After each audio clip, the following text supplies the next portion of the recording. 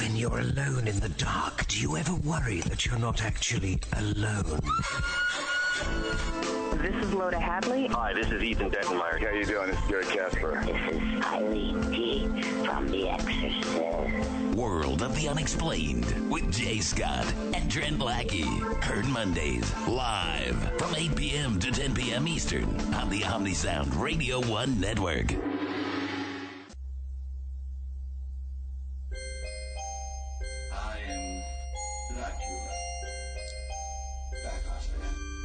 Science. Divided with the blood of 1,000 men and women were filled in these laws. Limbs twisted and broken, eyes gouged from bloody sockets, flesh burned black.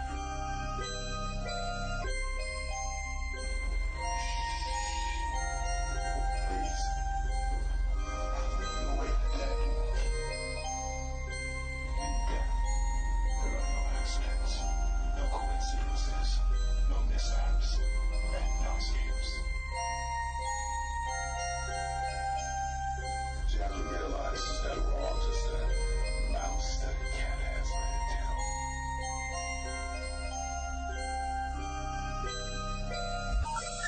The number you have reached, 911, has been changed to a non-published number. I can hear myself now a little bit. Theoretically, I cut it down. It's not. Just stop for a second. Okay. Yeah, I think we're making some progress here. All right, tonight we've got Dirk Vander Ploeg on. He's the publisher of UFO Digest, monster tracker, and editor of the website SciTalk. That's SciTalk.com, paranormal internet radio. He's worked in the publishing industry for the past 30 years. He's always loved the supernatural, and he interviews the witnesses of some of these strange events and the leading authors who offer new insights and possibilities in the world of the strange on his show, SciTalk. He's currently writing a book trying to prove that Tolkien's Lord of the Rings is based on historical fact. Oh, that would be interesting. So without further ado, let's welcome him on. I hope he can hear us because I don't know why we can't hear ourselves. But Dirk, are you there? I'm there. Can you hear us okay? Yeah. Okay, really? Good. Wow. All right, because we were wondering. We couldn't hear ourselves that well tonight. But good. An echo. You're hearing an echo? Yeah, I hear an echo on the broadcast, but now when I'm talking to you, clearly no. Okay, great. Well, very cool. Welcome to the show. Yeah, welcome to the show. Thanks for coming on tonight. Yeah, a bit of a surprise, but I appreciate it. Yeah. Always good to get the word out, eh? Things have been crazy around here lately. We've So tell us about this. We'll launch it. I really want to get back to this Tolkien Lord of the Rings thing. Oh, we will, Scott. But tell us about UFO Digest. Tell us what that's all about. Well, basically, UFO Digest is an online magazine. My background is in newspaper sales and newspaper writing, I guess. I was a publisher for various publications in Canada. Okay. And when the internet came along, I discovered a really cost-effective way to produce a magazine. Okay. And originally called it shadowmag.com, but then that got lost the domain name somehow. I have no idea. Through Network Solutions back in the old days. Then in '98, I started UFO Digest, and it's been going strong ever since. Great. Now, cool. how many hits do you get a day on that site? I know it's got to be crazy. Right now, it's about 2,000 a day. Sometimes it's 5,000, 7,000 a day. Wow. Yeah, us too. No, I'm kidding. We don't get anything near that.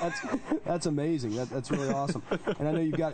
If you check out his site, it's UFOdigest.com. You'll see there's a picture of Dirk up in the top left-hand corner. There's sightings, there's photos, there's videos, there's links to cryptozoology, the Da Vinci Code, lost civilizations, all kinds of stuff. Now, we were talking last time, Dirk, when I spoke to you off the air, we had talked about some of the work you were doing on an article about the Da Vinci Code. Yes, about the Da Vinci Code? Yes, sir. Oh, yeah, that was quite a while ago, yeah. Yeah, it has been a while. I think you just... Yeah, I wrote an article called In Defense of the Da Vinci Code. Okay, can you tell there were so many people coming out against it that I thought, even if the whole thing is BS, there's enough valuable information there, enough hints for investigative reporters to go out and actually find the truth. And what did you find after you did your research? Well, I think there is something to the royal bloodline. Okay. I think if you want to call it, God, if you want to call it the Anunnaki, if you want to call it the Pneumo, whatever, some race came down, or God, changed our DNA and created man, and the first man was Adam or Adama. Okay. And life pretty well has changed since then. And there's been a succession of God kings or priest kings from that time, leading up to David, Solomon, right up to Jesus, right up to the royal lines, monarchs in Europe. So you believe this is? Do you believe this is some kind of But conspiratorial? I think part of that's all in us now. I'm sorry. Part of that bloodline is in everybody now. Oh, okay. Okay. So it's no great mystery, like it once was. So do you think this is part of a conspiratorial plot by the Illuminati, or do you think this is something that's that's paving the way to like a David Ickean kind of idea, or do you think it's something? No, I don't believe in that. Okay. I don't believe in there's a big bad conspiracy out there. Okay. All right. What do you believe is happening with it? And just a historical thing. Thing. That's a great word.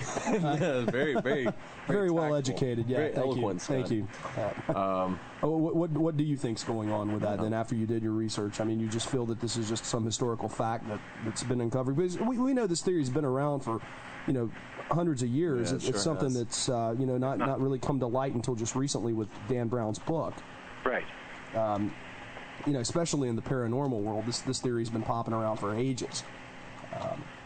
Well, I think I've always had a personal belief that, just like in the Lord of the Rings, we're in the third age of man, or we might even be in the fourth age of man right now, that there's been civilizations that have risen and fallen over that time, and that time period could be 500,000 years. Okay. So, what do you think? And it just keeps going on. Oh, okay. So, do you think something almost wipes us out, and then something else comes along, and whatever. Right. I think there's been enough archaeological discoveries that people can't put a finger on, they can't define, which proves that there was something before, but you're never going to get a scientist to come out and say this is from a civilization of a couple 100,000 years ago. Yeah, it's pretty unlikely they're going to up and admit that. An interesting theory I've recently read that I thought was really interesting goes back to the Nephilim and the idea that the fallen angels that mated with the humans after the fall were actually basically corrupted the DNA structure, and that was actually changed after the flood, because everyone that didn't have this, everyone had this DNA, this genetic imperfection until the flood came, and Noah and his family were the only ones that didn't possess that, and that's the reason it carried on, because it was Lucifer's idea to impregnate everyone with this strained DNA, and then in order to kind of kill the idea of Christ being perfect and without this tainted DNA. But since Noah's family had maintained that pure bloodline in that strict sense, after the flood they were the only ones left, so that botched the plan. Have you heard that theory? Are you familiar with that? Yeah, I am. I disagree with it. Yeah, okay. Okay, well. That works. Took me a while to get that out, Dirk. Yeah, it's a very succinct answer, No, I agree with the whole Nephilim idea. Okay. But I thought they were the Anunnaki. I think they are the Anunnaki. Okay. And basically what they did is they created the superhumans, semi or demigods. They created Hercules. They created... like Goliath. Goliath and the people from Troy, Achilles, Hector. They were all part of that gene pool. Okay. An age of heroes, so to speak. A golden age, if you will. Yep. Okay. If you guys, we're talking with Dirk Vander Ploeg tonight. I hope I'm pronouncing that right, Dirk. Yeah, Vander Ploeg. Okay. Very Excellent good. job. Awesome. That number here is 800-960-2289 if you want to call in here. Dirk Vander Ploeg on World of the Unexplained, 800-960-2289, or locally 336-996-1596. Dirk, tell us about, we talked about UFO Digest. I want to get back to that, but I really want to know about this Tolkien Lord of the Rings thing. Yeah, actually, I'm in the Two Towers right now for like the third time in my life. So tell us about it. I'll tell you a side story on that. Sure. I guess 30 years ago, when I was around 20-something, I tried to read The Hobbit. Uh-huh. Couldn't get through the first 50 pages. Really? It was just impossible to read. And I'm an avid reader. Uh-huh. I've always read like a book a day. Uh-huh. And I could not make it through there. So I went and saw the first two movies of the present crop, right? Uh-huh. Uh-huh. And I just couldn't wait for The Return of the King. So I went out and bought the set, and I read the last book. Uh-huh. And it was fantastic. Oh, okay. And then I started to read the entire series, of course. And, well, that got me into Tolkien anyway. Yeah, have you read, what was the other thing that Tolkien wrote? The Silmarillion? Yeah, okay. You read that? Boring as hell. That's the history of that's the world, it really is, but I mean, and you're absolutely right. I think Tolkien's a fantastic writer, but I don't know what he was, Well, that was a background book. Oh, it certainly was. I mean, that's all it is a source book, and I used that extensively when I wrote the Quest for Middle Earth. Yeah. It gives you a lot of background on his religious beliefs, what he thinks of elves, what he thinks of man. Uh-huh. Yeah, I thought it was really good. Oh, okay. So it's not a page turner. Certainly. So what makes you think all this is based on some kind of historical fact, I guess is where I'm going with it? Well, I was sitting there in the theater, I guess, basically, and I saw these two armies clashing throughout various parts of the movies. And from what I believe through things I've read on previous ages of man, that this probably happened. Mm-hmm. So what I tried to do is research the fact that maybe these creatures did coexist with man and actually fought alongside man. So I had to discover if there was, for the sake of argument, dwarfs, hobbits, elves, dragons, giant eagles. Mm-hmm. And I set out to do that, and I think my book has it in there. Orcs? Were orcs running around historically then? Goblins? Whatever an orc was, sure. Yeah, they don't really make much. Yeah, that's taken right out of the Bible, eh? They just took dirt, soil. That's what man was. Mm-hmm. That's true. Now, I'm looking at your Monster Tracker website right now. I'm sorry, Trent. Go ahead. Well, one of the things that I noticed when I read Tolkien, and it's one of the themes I get from him, and maybe it is just me, but there's a sense of oppression of lingering sadness. Like Aragorn takes the throne, and the ring is destroyed and everything, but the time of the elves is leaving, and they're heading across the ocean, and they're going to the west. Right, and they make the assumption has arrived. Right, they make the assumption that hobbits and dwarves also will follow the same way. So there's That's actually a good thing. So what are you? If this is historical, then where did they go? I mean, did they really go west, or did they just interbreed with us, or cease to exist as cultures separate? England has quite a history, and so does Western Europe, about what they call elf lords and elf queens. Mm-hmm. And basically, they're descendants of, you could call them a race of elves, right? Which is a genetically improved model of man. Mm-hmm. It could be going back to the same thing we were talking about a few minutes ago with the Anunnaki and the Nephilim. Because basically, if you read the Silmarillion, that's the way Tolkien describes it. That this is a super race. This was his first race. Mm-hmm. Actually, in the book, that's who he created first, was the elves, and then created man second. Yes. but even the other gods or angels that work for him, excuse me, they had the ability to create their own people, and they did. They created the dwarfs. Okay.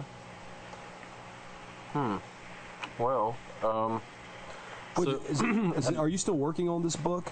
No, it's done. Okay. There's another thing When did you finish it? Because I've got on. I guess I put the information. It's been so long since we'd spoken last time when we set this up, because we book so far in advance here on the show. When was this book finished? I finished it last summer. Okay. Cool. Wow. Okay. And they can get that from your site? You can go read it on my site. It's free right now. Oh, really? Hey, even better. Cool, very cool. All right. And what's happening is I've got a deal with, who is it? UFO Magazine's got a e-book section.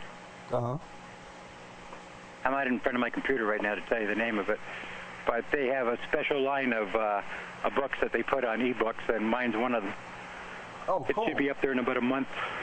Awesome. And then I can't tell you who, but I've got a publisher in Minnesota. Okay. So hopefully it'll be in book form soon. So get it now while it's free. Yeah, read it now. And I'm writing a couple other books. Okay. Can you tell us anything about those? Or are you keeping those under wraps right now? Or? Well, one's pretty easy to write, actually. It's all about UFO experiences that have been sent into me and that I've investigated for the year 2006. Okay. I think it's a really catchy idea. I'll do it every year. Yeah, no joke. And I'm writing another one on lake monsters. Okay. Oh, very cool. And what I'm doing to make it a little bit different is I'm going to talk about the sightings that they've had, but more importantly, I'm going to talk about the actual people that have seen it. The whole idea is because it's going to be 10 witnesses to paranormal events, and we're going to talk more about their background than what they saw, just to give you a cross-section of the type of people and what's their perspective and how it affected their lives. Because it affects everyone. I mean, it doesn't pick, I think one of the misconceptions in general populace is, it's a couple good old boys from the backwoods of Tennessee. They've been drinking a little too much moonshine one night, and they look in the sky and there's this light.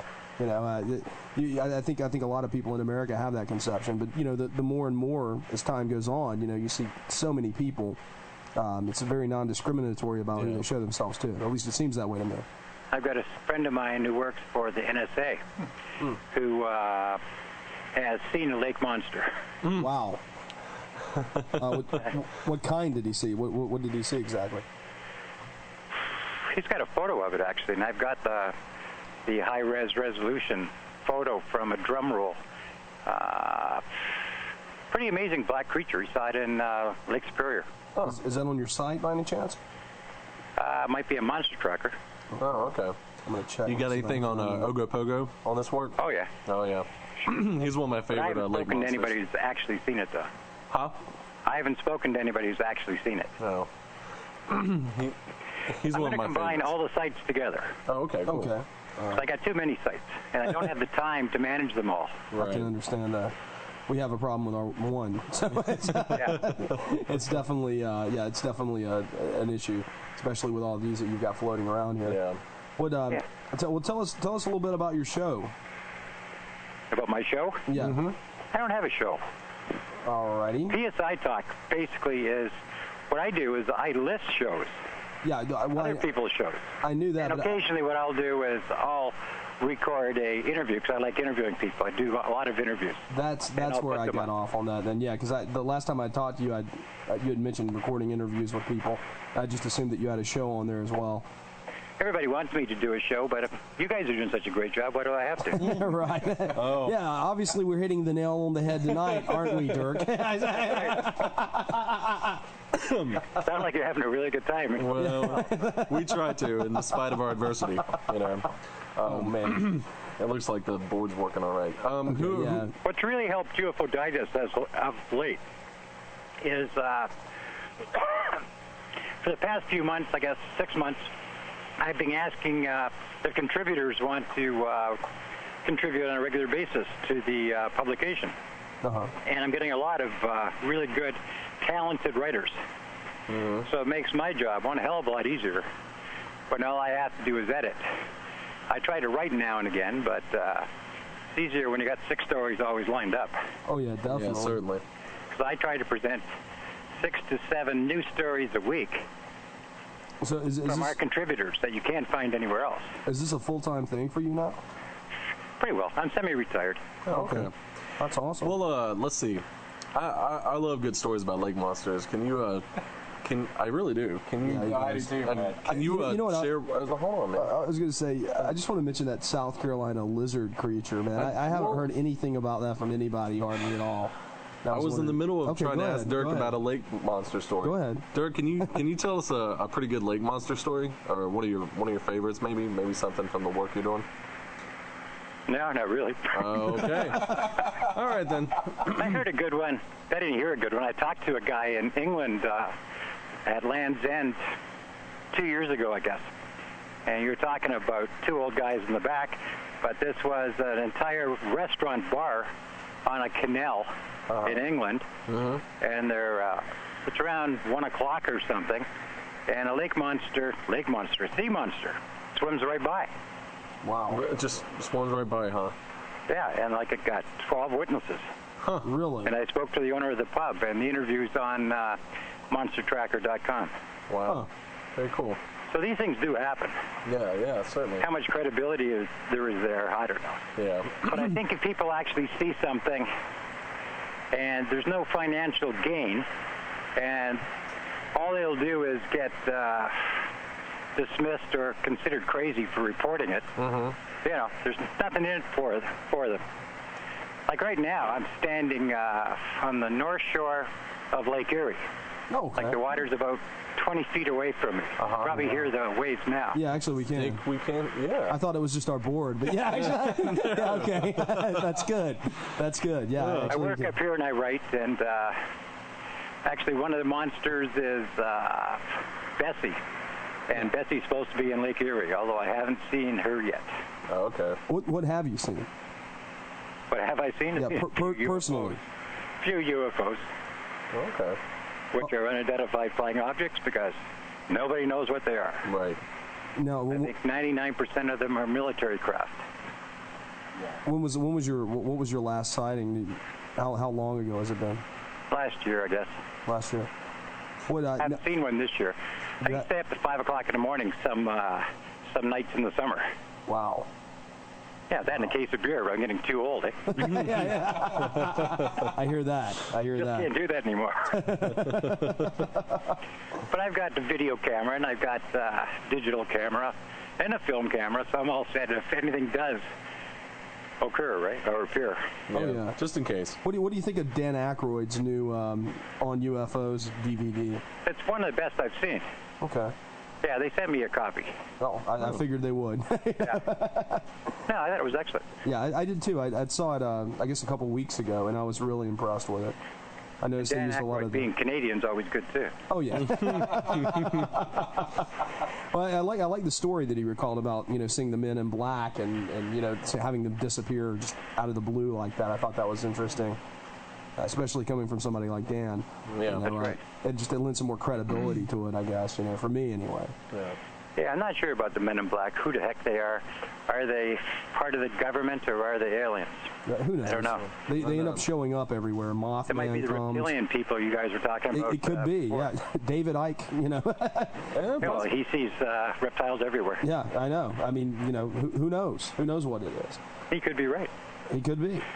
This year seems to be exciting as far as sightings go, because I've got photographs from Greece, I've got them from Poland, I've got them from England, and they're the clearest UFOs I've ever seen. And they're all on the site. And the stories behind the people, the stories that are reporting it, have such detail and depth. It's something's happening out there. I don't know what it is. What do you think? Are you? I'm sure. I'm not going to ask you. Are you familiar with? Because I know you are. What do you think? What do you think of the Meyer contact stuff? Actually, I was having a conversation about Myers on the weekend. Okay. He claims that He's the only person in contact with the, I don't know how you want to pronounce it, Pleiades? People from Pleiades, whatever. Yeah, whatever, yeah. Plagiarians or something like that. You just saw the DVD, right? Yeah. But apparently he's not the only contact. Okay.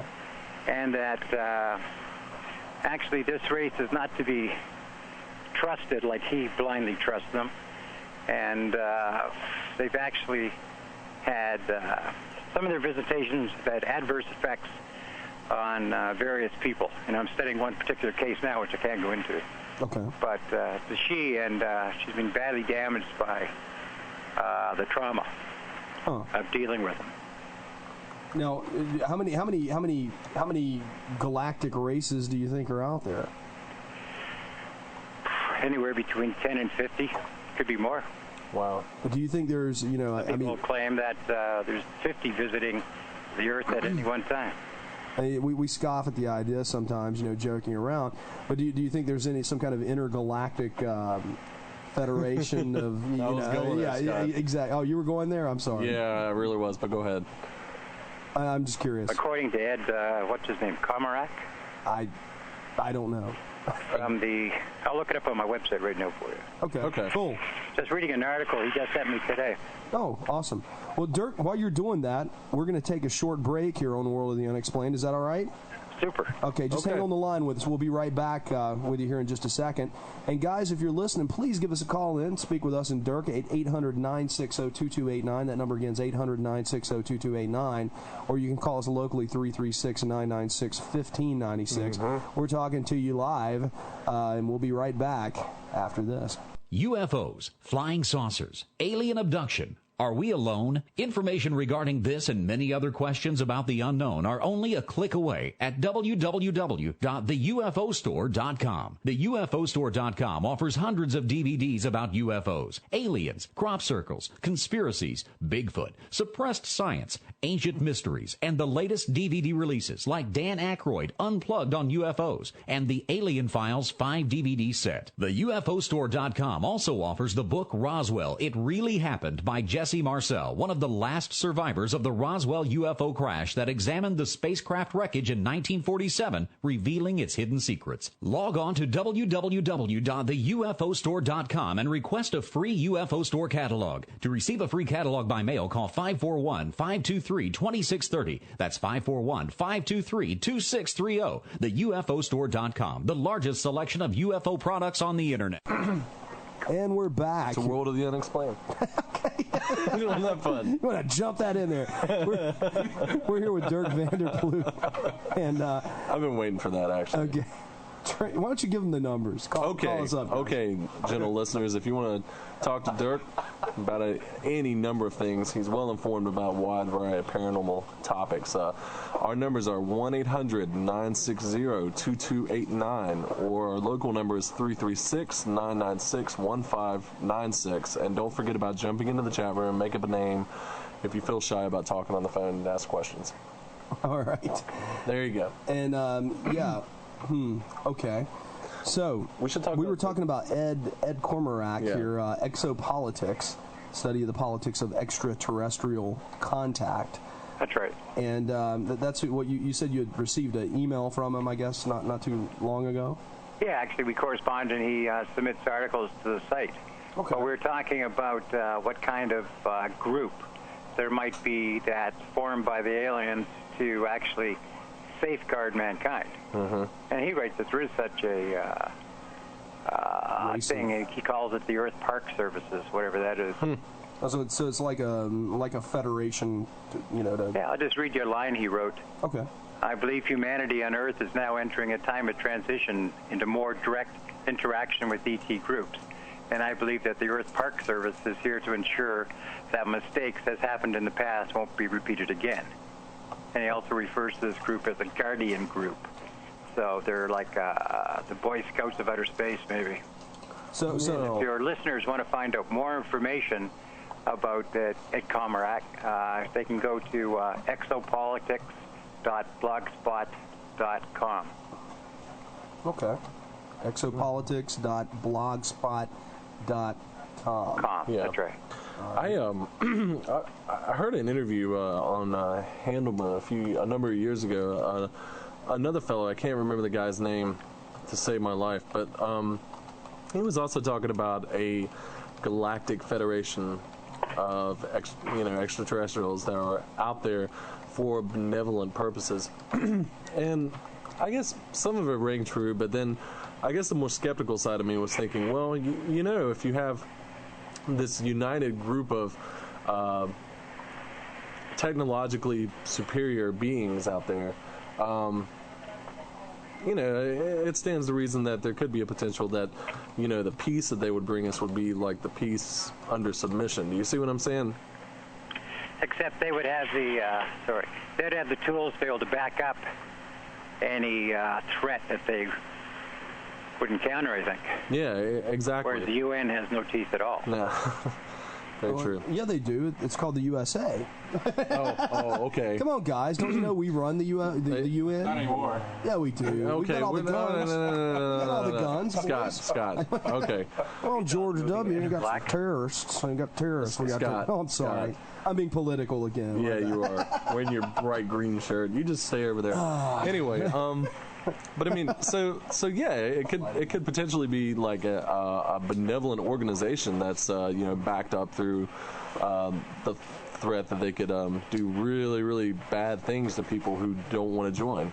What do you guys think? Do you think aliens are nice, friendly, homogenous people like Steven Spielberg, or do you think they're dangerous? Okay, well, Scott, you can start. I think they're demons. What? Yeah, I do. I swear I do. I really do. Demonic entities. Yes. With, I mean, in a traditional Judeo-Christian sense. In a traditional Judeo-Christian sense, you know. Well, I mean, I tell everybody on the show that, you know, I'm a Christian. And Trent, I know you're a Christian. Chuck, we know he's our producer. He's I don't know what he is. What are you, Chuck? Yeah, he's a Satanist. No, I'm kidding. He's agnostic, I believe. But you know, I may be wrong. Are you agnostic? Safe to say. Yeah. Okay. Well, I believe that the end times are among us, and I hate to, you know, bring some kind of where are you going? Okay, no, not esoteric. I hate to bring any kind of eschatological, you know, views in here, but I believe that we are, you know, coming near the end of time, and I believe there's a great deception being manipulated in the minds of the public. And, you know, this is no surprise to anybody that listens to this show on a regular basis. They know my stance on it. I keep an open mind on the show, and I let everyone, you know, all of our listeners decide one way or the other. But yeah, that's what I think. I think it's part of a grand deception to lead people away from Christ. That's what I think. Yeah, I think everybody should have an opinion, even you. Exactly. Thank you, Dirk. Even if you're wrong. even if I'm wrong. But yeah, you know, I don't believe I am, obviously. But you know, what do you think they are, Trent? I really don't buy into.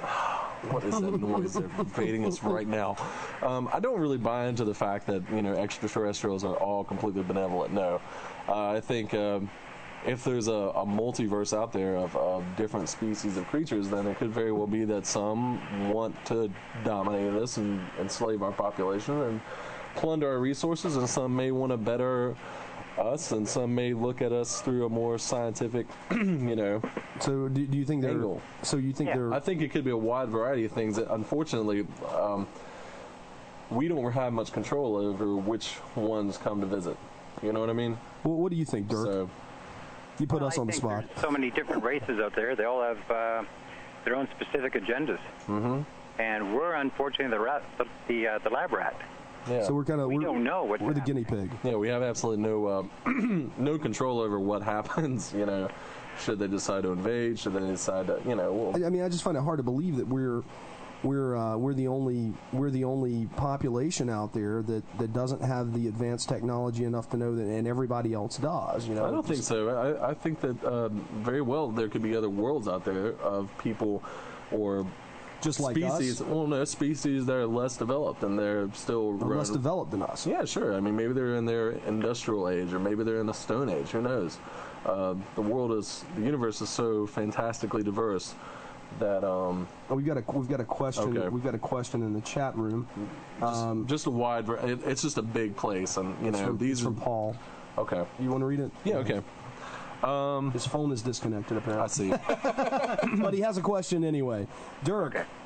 Go ahead. All right. What about reptoids, reptilians? Some say they are aliens. Others say they're descendants of dinosaurs who live underground.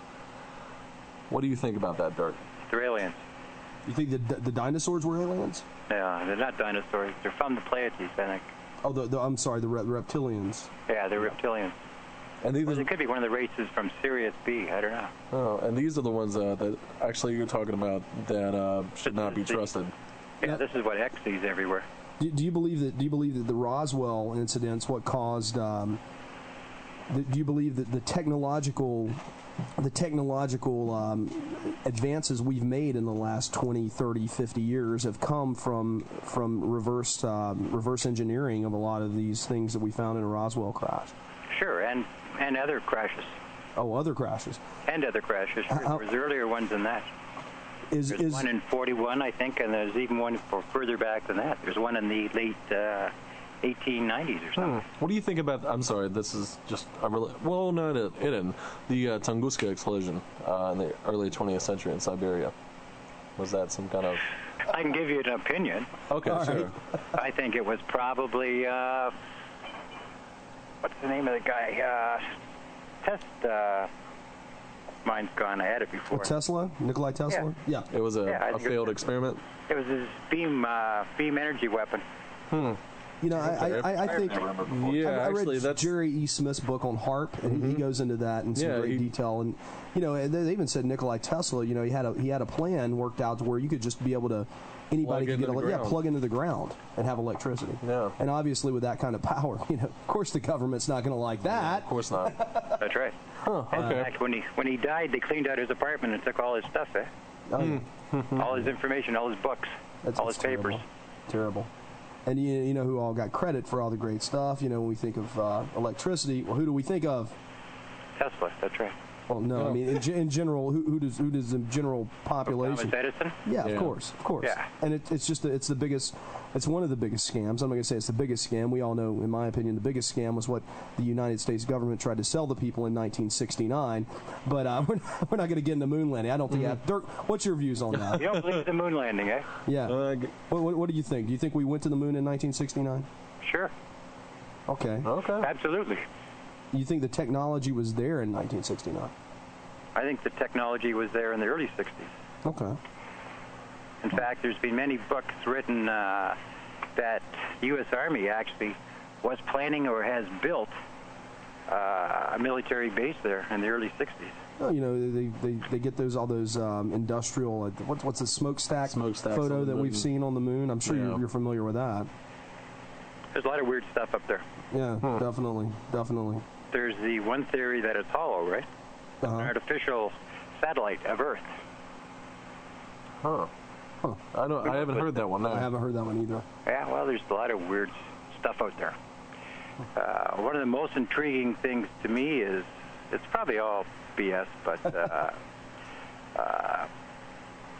what's it called? The lost diary or something of Perry, the guy that went to the North Pole, flew over it. Oh, yeah. All right. That's right. And it's incredible what's in there. No, it wasn't him. Admiral Byrd. Yeah, his diaries. Talking about flying over the Arctic and finding a hollow Earth, UFOs.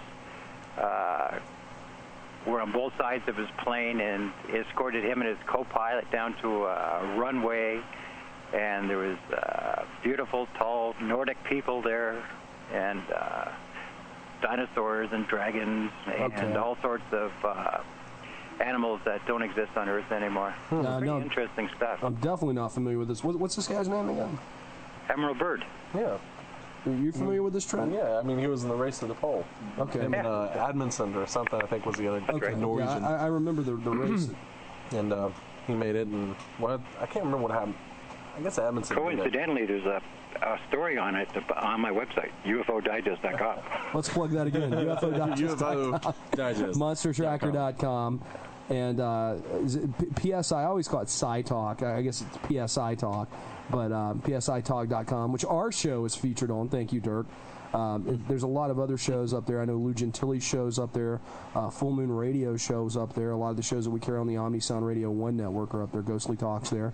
And anyway, yeah, there's a lot of good stuff. It costs money, right, on the internet? Oh man, that's keeping your website up. My idea with PSI Talk is to eventually make it a totally dynamic site, so that radio shows can actually create their own pages and be automatically put on there, and they can update it. They can put on who their guests are. Oh, that would be awesome. They can have guests come in and fill out their biography and their books and stuff. And UFO Digest, it just takes me way too long. I can understand. I don't have time for PSI Talk, and that was really one of my favorite websites. Wow. Okay. Well, we're going to take a short break here. We're going to actually stay online with you guys. I know that we reached Dirk at a time when dinner was served.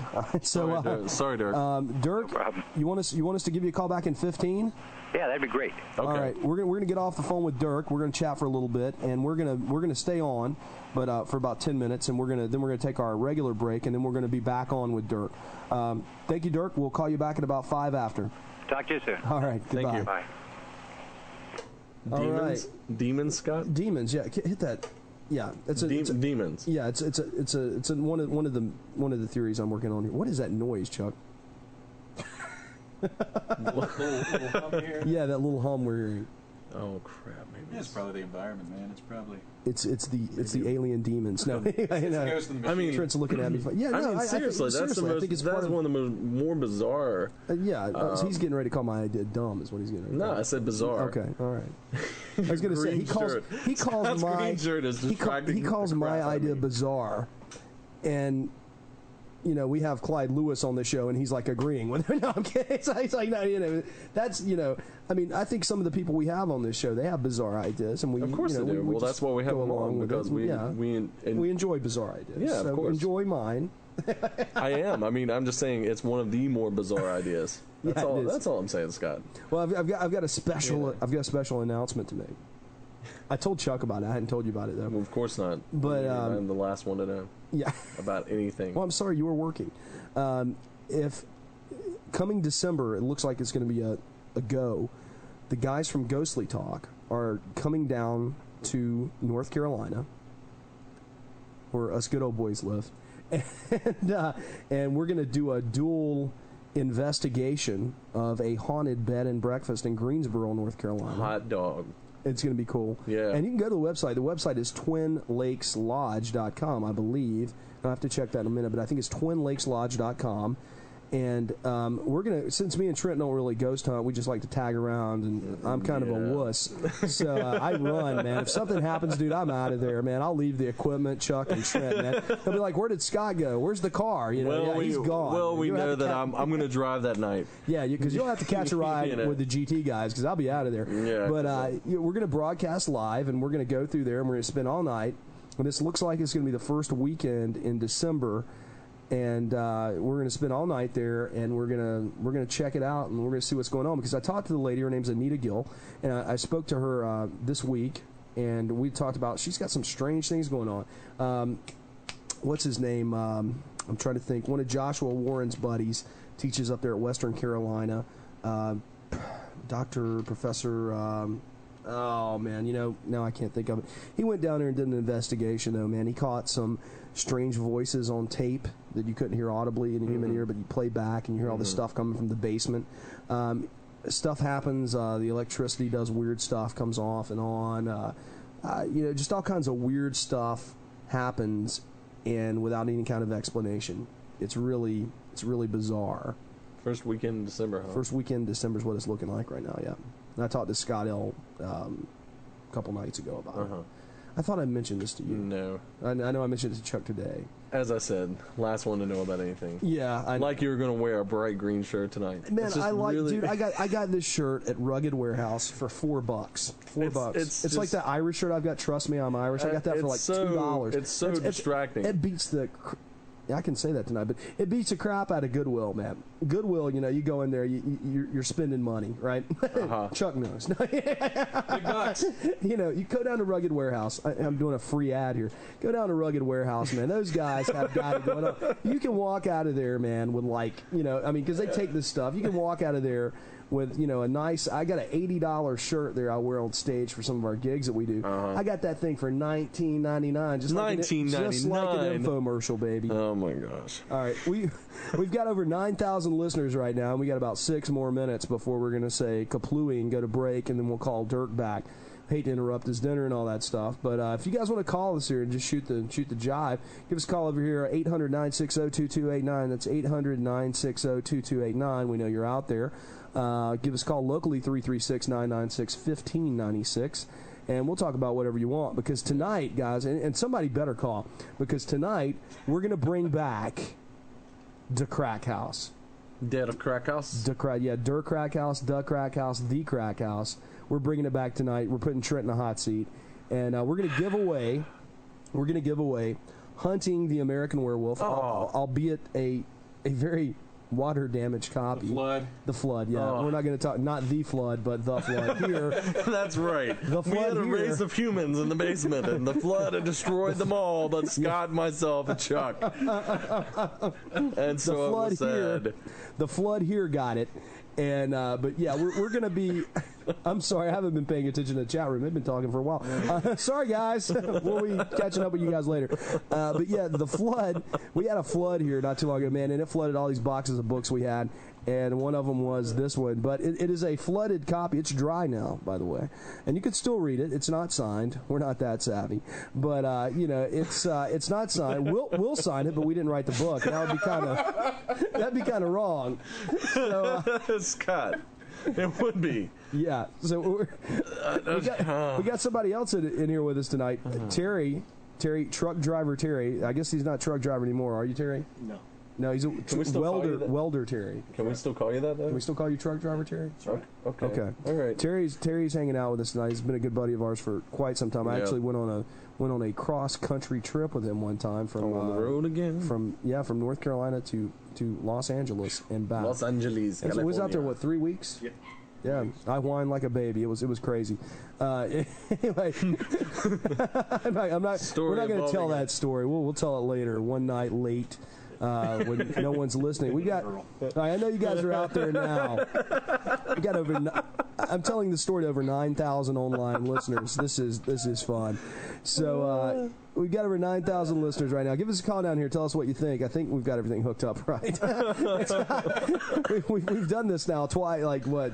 Last few weeks, excuse me. Yeah, we go. Chuck knows this board. Never mind. I'm not gonna. Yeah, like the back of his hand. Going above and beyond. He has been in here mercilessly struggling with this thing for the past 2 weeks. It's been fun. Let me tell salute you, Chuck, brother. We salute you, Chuck. oh, producer of the production. Producer. That's right. Okay. Well, we see what happens when we don't have a guest to talk to. We just sort of, don't really get at anything, actually. Yeah, but we're bringing the Crack House back. Okay, when are we going to put that on? We're gonna cut Dirk loose at about 1:45. Okay. And then we're gonna take calls. So you guys are listening now. Call in if you haven't called in before. Call in for the Crack House because y'all voted for it. So if nobody calls in, man, I'm gonna be mad. Oh God, I'm gonna be mad. So mega mad. Trent's gonna be mad. Not really, because Trent don't care. Hot seat and I don't want to be shamed.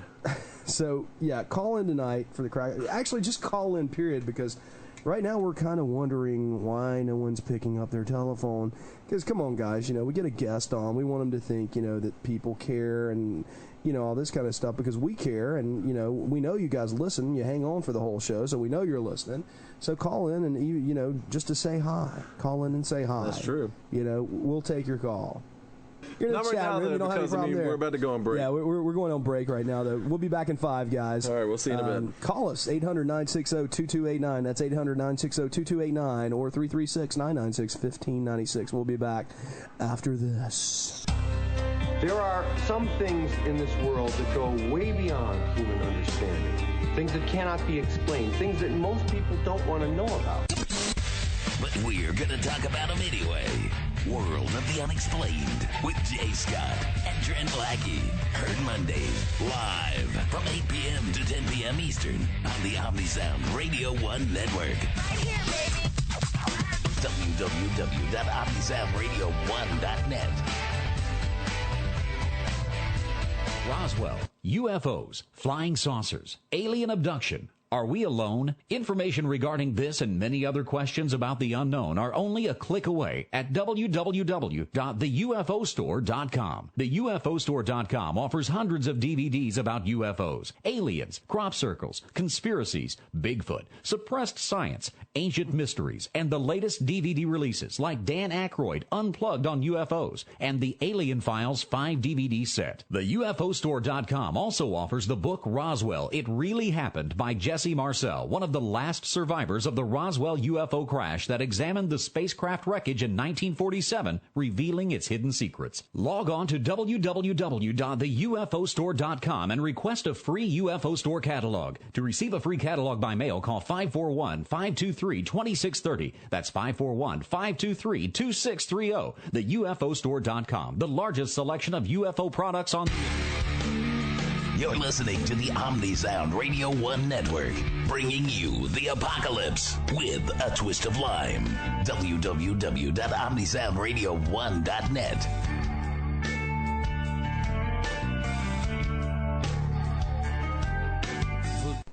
And we're back, World of the Unexplained. We're here with Dirk Vander Ploeg. Dirk, sorry we interrupted your dinner. You still with us? I'm here. All right, I'm great. full. Oh, good. Right. Yeah, tell your wife we give her our apologies on that. No problem. I already have. All right, very good. All right, yeah, we were talking during the break. Trent, you were talking with Terry, one of our buddies that came by tonight. Truck driver Terry. Go ahead and tell Dirk about that. I think he knows. Maybe he's heard the story. Okay, before. to paraphrase it just a little bit. Apparently, in the Four Corners region of western United States, about 5 to 8 years ago, 5 or 6. In the middle of the night, there was apparently some kind of enormous occurrence. Locals nearby said it was blue, and then it turned red, and then it turned just a plethora of colors. And apparently, whatever it was, they said it apparently crashed so many miles north of Roswell, and it was seen as far away as like Amarillo, Texas. And when did this happen? About 5 or 6 years ago. 5 or 6 years ago, Terry tells me. Should be talking to Linda Moulton Half. I have no idea. Huh. Never heard that one. Wow. Just curious. Okay. All right. I haven't heard of one recently at all. It's surprising. Huh. You'd think there would be more. Well, I think it's just Mother Nature. It's lightning that brings them down. Huh. That's an interesting point. I mean, what's the nearest galaxy? So would that be Andromeda or one of the? What was that, Pop? Yeah, I think Andromeda is the closest, but I think most religions believe that the aliens come from Sirius B. Okay, and how far is that in relation? I mean, how many light years is that away from us? Don't know. Oh, okay. I was just curious because I was wondering. I mean, the technology. Sorry, I'm in front of my computer right now. Oh, I'm sorry. I was just saying. The technology would have to be so, advanced to be able to do something like that. Just go back 100 years in your mind. That's true. And just try to explain to somebody what a television was. Or a 747 for that matter. Yeah, or something. Yeah. I mean, you can't do it. Yeah. We think it's impossible to build, but it may not be.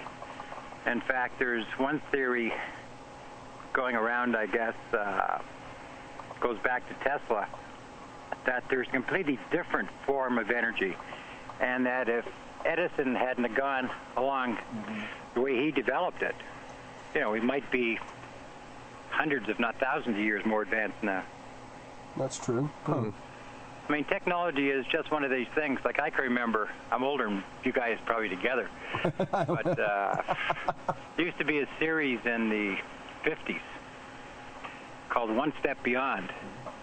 And I think you can still get episodes on, I think it's onestepbeyond.com, and I don't own it. Okay. Well, for a first. And basically, you've heard these tales before. a guy comes around, he fills his gas tank with water and puts a pill in it and drives away. And these stories have been circulating since really the 1920s. So who knows what kind of technology there is. What catalyst is needed? It might be a really simple thing to turn water into hydrogen to run your car. True. Just for one example.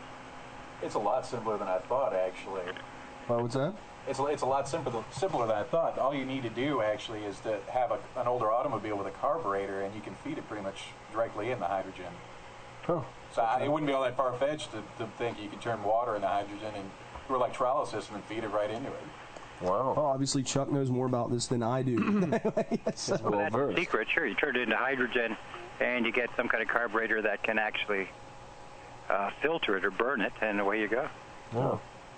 It can't be a carburetor. It has to be some kind of ignition system. Okay. That's my opinion. I'm not an engineer either. So. I went to law school. I don't know anything about it. What? They don't have auto mechanics? We don't do auto mechanics in law school. I saw this on Mythbusters, man. Oh, you saw it on... Yeah. I took journalism. I was at my undergrad. I was an English major, actually. Did some writing for the school paper. That was a lot of fun. They actually did an article about our show not too long ago. It was nice to see some of the kids come down here and check it out. They were here when Lauren Coleman was here. Yeah, very well behaved. Young whippersnappers, well behaved. I'm starting writing a regular column. I just had to submit it yesterday, actually, for UFO Mag. Oh, awesome. So, my own column starting in October. So October, 2 months in advance. October, we'll look for a column by you. Yeah. That's awesome. Does the column have a name, or is it just Dirk Vander Ploeg? I think it's called the UFO Digest Report. Okay, cool. I thought it'd be something original. Yes. Oh yeah. Yeah, I also write for AmericanChronicle.com and a few other places. Oh. So you keep very, very busy in this. Yeah. Now, sounds it. How you've seen the UFOs yourself? Have you ever had a personal encounter with an extraterrestrial?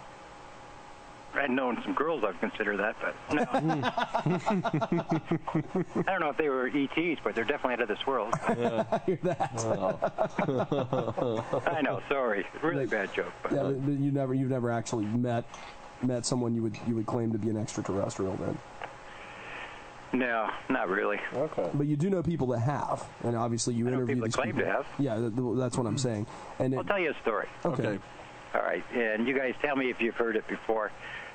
There's this guy who lives in L.A., actually outside of L.A. His name's David Solomon.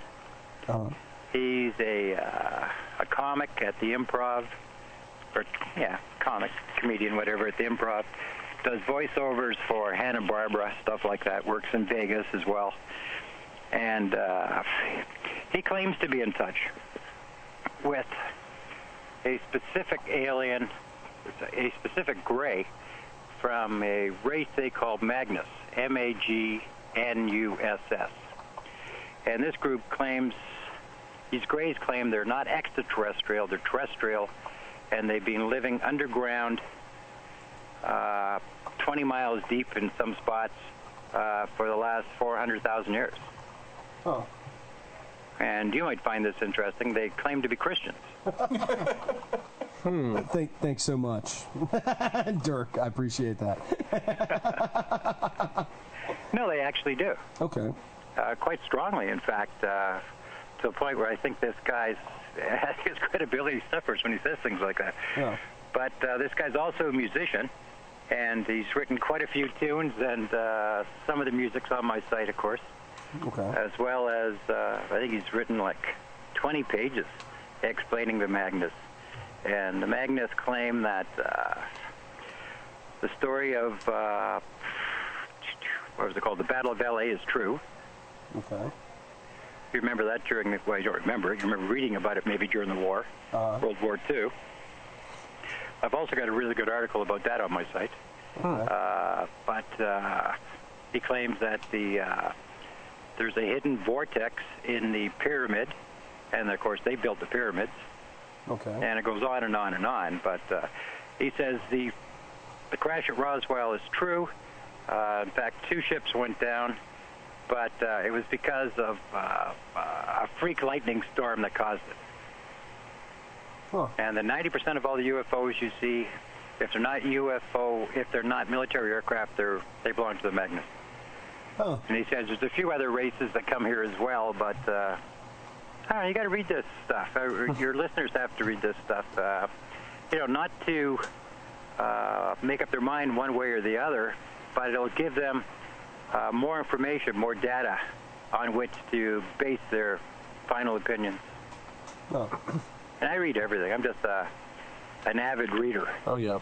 And what I do is I dissect. I take what I think is logical and disregard the rest. And it's funny, I belong to, you might call it news groups, I guess. People that are everybody, anyone in the UFO field gets this, is on these lists. Like all the major authors, lecturers, things like that. Huh. So I sent out this email the other day to them saying I wanted to write an article on the adverse contact that humans could have with aliens. Mm-hmm. And it's amazing. 80% of the responses I got, I think I got maybe 15, are all telling me that I'm wrong, and they're all peaceful and, peace and love. Peace signs and everything else. I'm totally wrong about it. But when you think about all the alien abductions, with fetuses being removed and hybrid children being born, and the trauma that is placed on these mothers, and with the sperm and ova being taken from just about any abductee, I mean, to me, it's a frightening scenario. Uh-huh. And I'm not going to be one of these glad-handers sitting on top of buildings like in Independence. Oh, yeah, the Martians come down or whatever. Yeah, I was about to bring that up. But yeah, we got to be ready for whatever it is. That question is how. Yeah, I guess really what it comes down to, what do you do if some interplanetary armada decides to come over and enslave us? I mean, they have cold fusion probably, and laser guns. I don't even know what. And sentient robots. I'm just making crap up here, but you have to assume they're technologically superior. I mean, so what? Yeah, bend over and kiss your ass goodbye. I guess. I mean, it seems like we could do something. Maybe. We're gonna have to go smoke them out.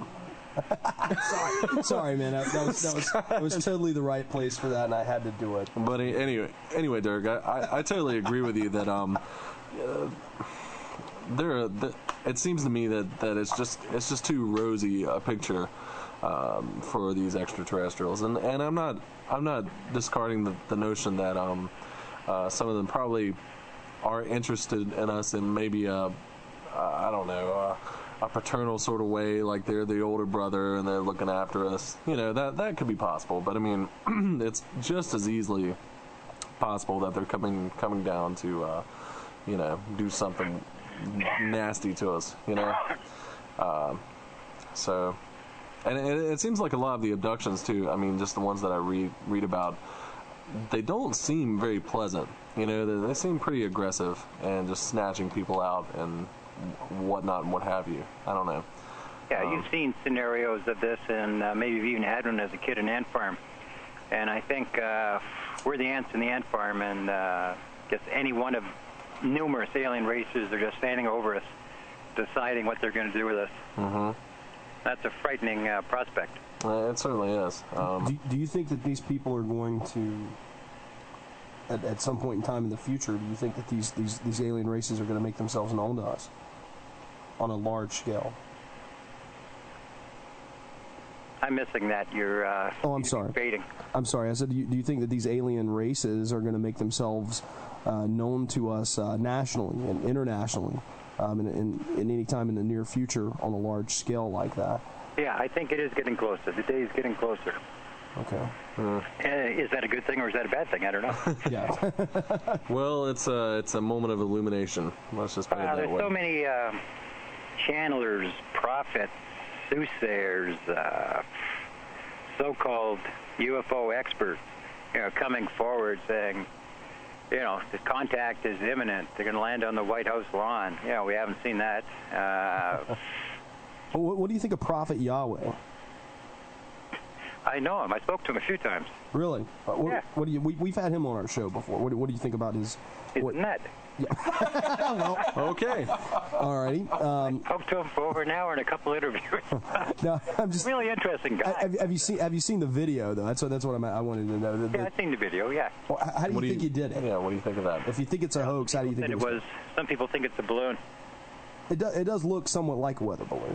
Yeah. But the way that it moved, I mean, me and Chunk were watching and we're like, there's no way. I mean, we were just trying to play devil's advocate here, and we were wondering how in the heck could you do something like that? His friend didn't do it, that's for sure. Yeah, his friend definitely didn't do it. No. It's just that, how does this work? You have any ideas on that? I mean, well, he says you just pray and they come down. Yeah, well, I know that. I know what he says, but it's never worked for me. Oh my God! I'm not even gonna touch that. I'm not gonna touch it. I've sat out in the lawn chair on the beach, right? Why don't you come down? UFOs come down, right? Doesn't seem to work. I don't know. Maybe I don't have enough faith.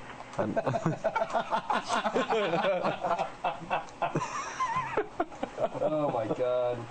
All right. Wow. Okay, let's. But have you guys seen that photograph on my website of the Greek UFOs? No. Let me. I haven't. What's that, Scott? I said no, I haven't. Okay. Okay. Well, you guys. I was at the other. You got a computer there. You should look. Oh yeah, we're looking right now. Because. I was at the Monster Tracker website a second ago. Yeah. I'm gonna go back.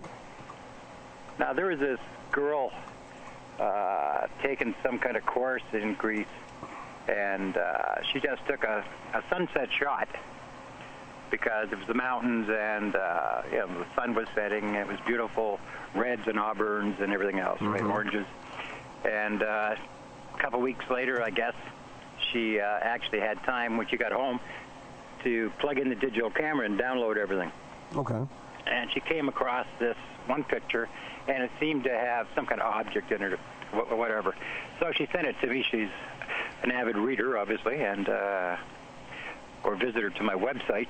And she sent it to me, and I've had it analyzed by 3 experts, including myself. I don't consider myself an expert. I can fool around with Photoshop and find some things, but I'm not an expert. And basically, there's anywhere between 4 and 7 UFOs in this shot. Now, where is this? I'm on the UFO Digest. Go to GreekUFOs.html. Okay, GreekUFOs.html. See how my memory is. Okay, that's not going to work. GreekUFOs.com, maybe? No, it's on my website, so it's UFODigest.com. Okay, UFODigest.com/Greek UFOs. Yeah, .html. HTML, okay. I'm going to go there right now and find it for you. Here we go. Yeah. Is Greece being invaded by UFOs? There's four, possibly 2 more. Another possible UFO photo enhanced by changing the range of color. Note how the 4 objects can be easily seen, and another 2 or 3 others can now be observed in the photograph. Wow. Huh. That's pretty impressive. And those close-ups that even I managed to get show metallic crafts of some kind. Yeah. Huh. I mean, I don't know what they are. If I was to guess, I'd say they're UFOs. But. And this was just here in May. This is how recent this is. May 27th, 2006, in Kastoria, Greece. Wow. Yeah, one of the most, one of the best UFO shots I've ever seen. Huh. And I've had it analyzed by some of the best people in the business, and they verify it. Wow. I'm gonna put that up in the chat room. That link. It's UFODigest.com/Greek UFOs.html. I'm going to go ahead and put that up now. And there's another one about ex-military man from Poland, too, who photographs a UFO over a lake. Okay. And I'll find that for you guys. You guys can take a look at the UFO.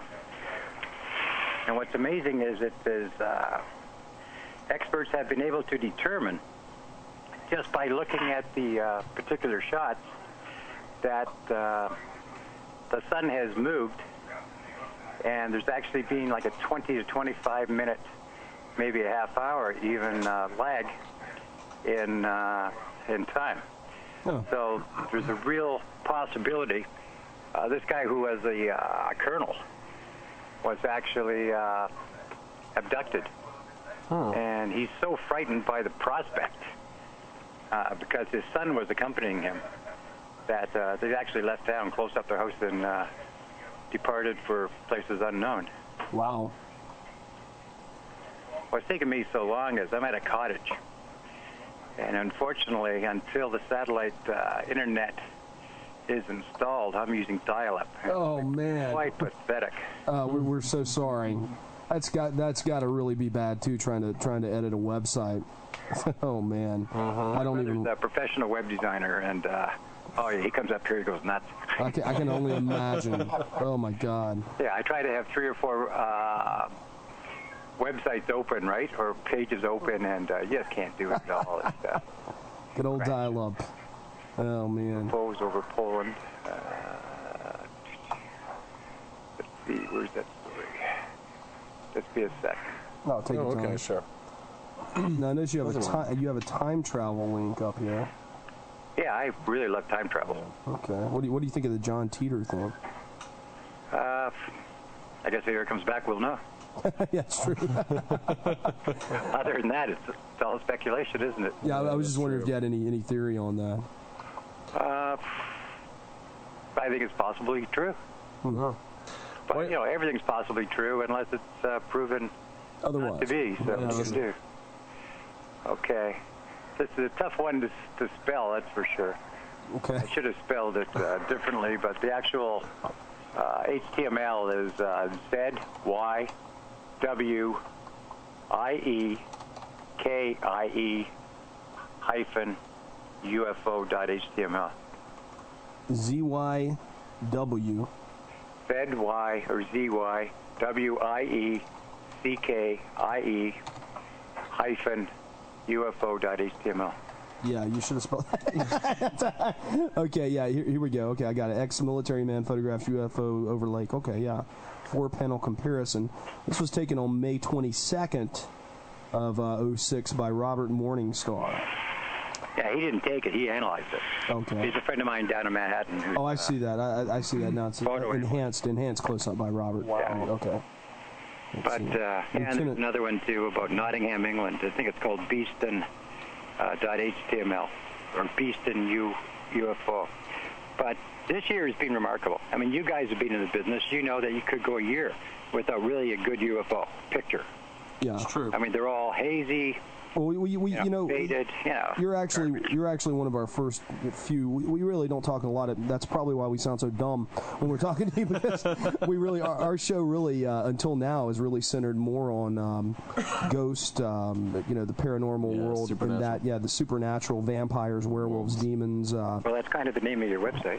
Yeah. Well, World of the Unexplained. I mean, we really haven't focused a lot on UFOs until you've came on. We've got a couple more people that are coming on, and it just seems like a lot of the people that we've been polling that come to our site, that's what they want to hear. So we're learning about this right now, just like everybody else is. We're totally out in the dark. We don't know a lot of the stuff going on, and we're just now, I know it sounds crazy, but especially with a show like ours. But you guys ever bored and do a search on your site on Google just to find comments from other people? No. You can do it, and it's just references to your site throughout the internet. And I found one, and it said basically, don't get fooled by the name UFO Digest. It's got a lot of paranormal stuff and time travel and everything else. Guys make an apology for my name. Telling me, telling everybody, don't worry about it. It's got everything. So. Oh, yeah. Bermuda Triangle, cryptozoology, ghost, hollow earth theory, Holy Grail. Actually, we had Cherokee Legends of the Little People. Actually, we had a question in chat that I missed. I didn't. Sorry, it was something about Hollow Earth too, and I'm gonna see if I can find it now. Somebody had asked it, and we were going on about something here. Here it is. You see it? Okay. Yeah. I'm trying to find it. Okay, the question basically is Hollow Earth real, and is there any good evidence of its existence? That was the question. Probably and no. Okay. How's that for an answer? That'll work. Yeah, that was straight and simple. I think there is. Is there any proof? Not unless you believe the Admiral Byrd stories. Yeah. True. There's been a few other stories. There's the famous one that Art Bell had a listener send in what's called something hole or something, and they Sounds from Hell. We've got that. Yeah. Do we play that on the air yet, guys? We've got that. I don't know. And I wanted to know, because I want to meet, I looked and researched this thing, Try to find up the one guy way and down the other. I want to Hell find. hole, isn't it, or something? They've got so many different things, but I can't ever find the guy. I want to find the guy or one of these guys on the supposed team, because I think it's a big hoax. But I do. I think it's a big hoax. It might be a big hoax by the Christian right and the Republican Party, but I think it's a big hoax. And I would love... Chuck, that looks great. I wish I had a camera. I think it's a big hoax, and I want to find out who did it. We'll air it. We'll have them on the show. Yeah. If they can prove that they did it, or help perpetrate it, or know somebody that did. We'll have them on the show. It just sounds too obvious what people imagine hell to be like. Well, you know like Trent and I said, I mean, me and Trent and Chuck could go in the studio right here today, and in 30 minutes we could come out with something that sounded a lot more terrifying than what we got from them. Yeah. And what do you guys think of extra dimensions? I think they're there. I think it's totally possible, like even on a mathematical sense, Yeah, I think mathematics has proved the existence of at least 20 different ones right now. And actually mathematics may be the key to unlock the passageways. But let's look something to find. I'm very, very wary of it too, Dirk, because I think I also am a big Lovecraft reader too, and I get the impression that other dimensions may not be very friendly to us, in the sense that we don't know denizens that live there. Yeah, they just don't think like us, Yeah, I think there's a dimension, or you might want to call it a plane of existence, or an astral plane, whatever, where Bigfoot lives, where lake monsters live, maybe where the Hollow Earth is, maybe where angels come from, if there is such a thing. I think it's just the two dimensions. Sometimes doors open, and we're able to see things, experience things. Maybe both sides do it as well, and that explains ghosts. Yeah, that's kind of get a possible. glimpse of that other. We were talking about that with Linda Godfrey about the Beast of Bray Road. Or the werewolf idea. Yeah, that basically that these transdimensional these beings. cryptids could actually be quasi-spiritual transdimensional beings that kind of drift in and out of their own dimension into ours. So it's totally plausible, but once again, like I said, they also could be part of a failed Anunnaki DNA experiment too. Yeah. I'm looking for that sounds of hell. You guys ever thought about this one? Where do mermaids come from? Mermaids. The movie Splash. Before that. Well, you think about mermaids, or me when I think about mermaids, I think about the ancient sirens and yeah, I was about to say that. Nature. I mean, I don't know if they're What if they were genetically made by the Anunnaki or whoever to mine gold, to go under the water to find gold? Huh. Interesting. All of these things could be part of some master plan, like we talked about earlier, that we're just in the dark about. Yeah. But there it is. I found the Siberian hell sound. I'm going to play that here on our break. We're going to take a break. Dirk, if you'll you'll hang with us, give us a call. Guys, give us a call here at 800-960-2289 and speak with us and Dirk, especially after you hear the hell sound from Siberia. We're curious. Now, if you're faint of heart, weak, whatever, if this is something that's going to disturb you to hear, you might want to just tune out for a little bit, because I'm not going to say it's, effect, yeah. I'm not going to say it's not disturbed. It is. It's different. So if it, it may disturb some of you people out there, some of the listeners, and if it does, we're not responsible, by the way, for anything at all. But we regret nothing. That's right. We're not responsible for anything at all. Anyway, and I'm trying to move this file in here, and Chuck, maybe you can help me better do this. Is that there? It is. Okay. We're gonna play. It's 2 minutes and 4 seconds, and I think this is one that we got from the Art Bell show. We're going to play it for our break, and so we'll be back in World of the Unexplained with Dirk Vander Ploeg right after this. Hang tight. According to a Reuters news story, you've heard of the Reuters news service, right? Yeah, I think I have. The Reuters news service wrote a story about this. Some scientists drilled what was said to be the deepest hole in the world ever drilled into the ground in Siberia. At some point, some of the scientists thought they heard something coming from one of the holes. Many people feel this is some sort of urban myth, but I'm telling you it was in Reuters. Anyway, I did obtain a recording of it some years ago of what they allegedly recorded when they lowered microphones, that is, into that hole. I'm now going to play that for you, and it is said that after they played back what they captured, they all took off and ran just like what you're going to hear. Hell. Ran like hell. Here you go.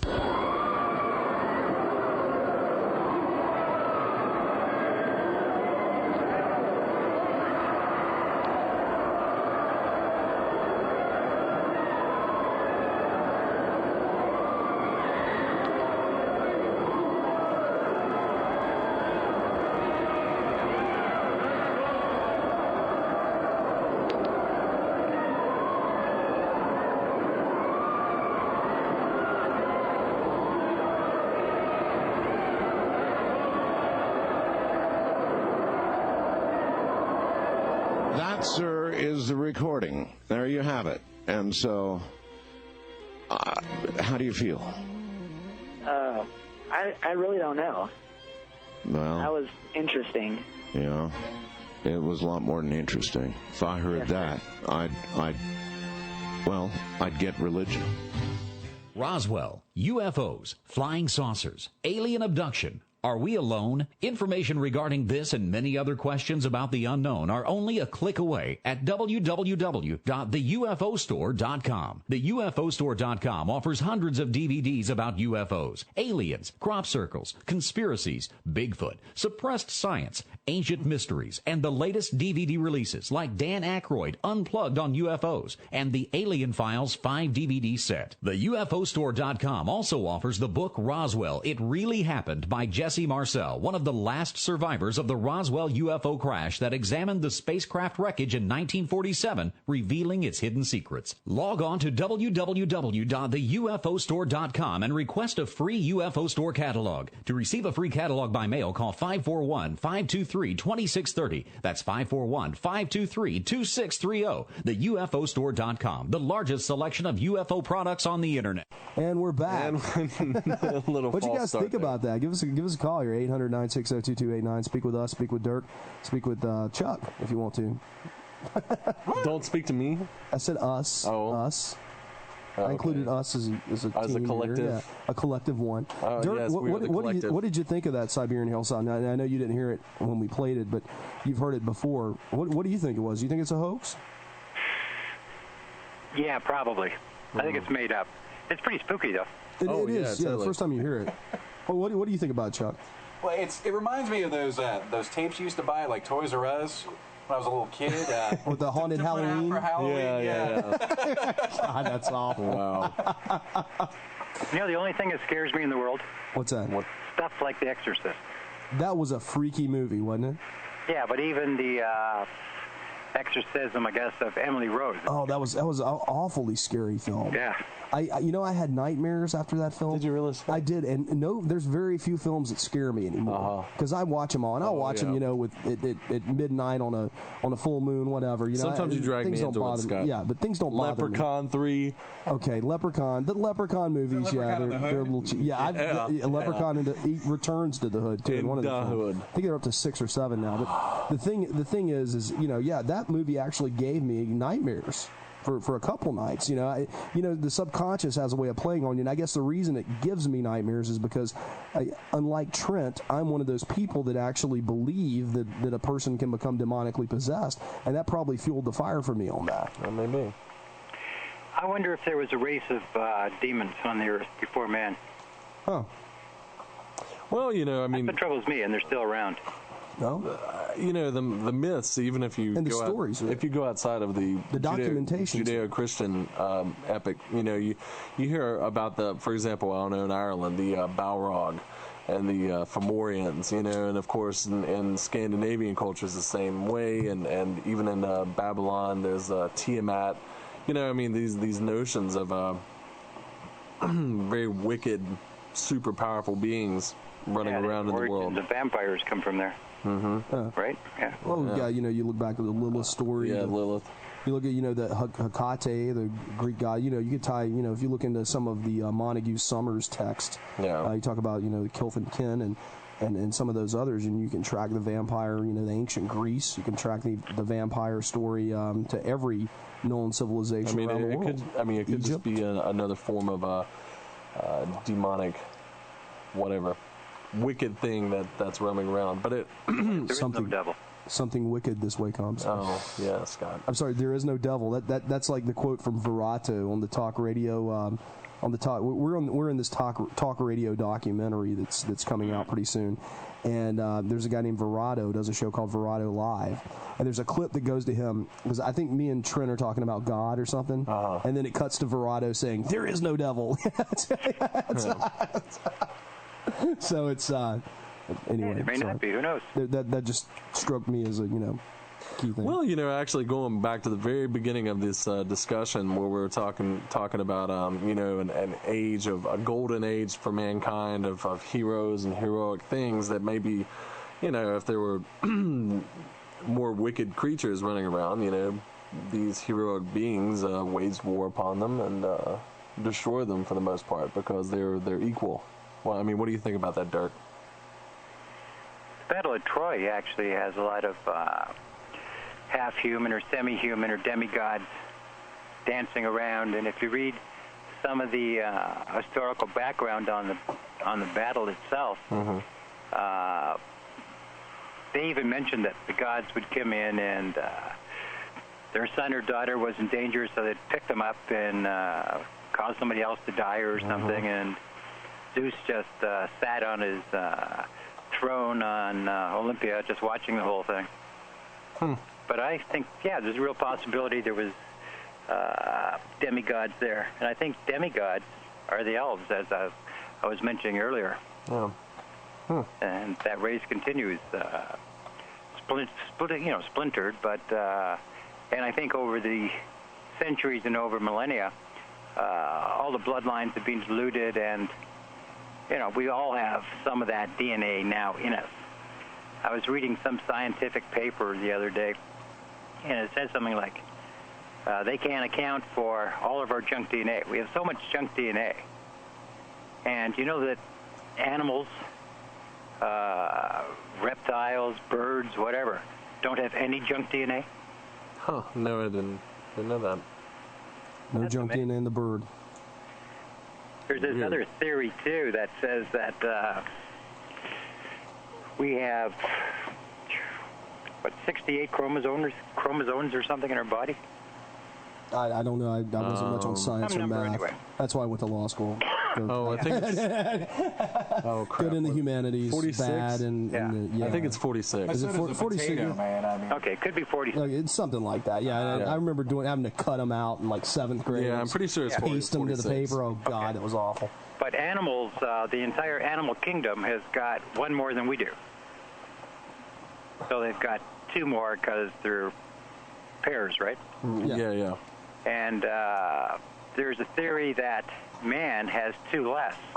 And what they've done is somebody has manipulated the first and second gene so that they're actually formed together. And the only reason that this could happen, if it happened at all, was because somebody manipulated it. Everything on this planet has so many sets of DNA, so many strands of DNA. So for us to have a different number of strands in the animal kingdom would prove we're not from here. Or that somebody has altered it. Yeah. And that's what the Anunnaki are supposedly have done. Or if you believe, I guess, the oral traditions of the Dogon of West Africa, there was the Numo, which are a very similar race to the Anunnaki. In fact, it's hard not to confuse them, but they supposedly came from Sirius B, whereas, you know, the Anunnaki came from Nibiru, or Planet X, or the 12th planet, yeah.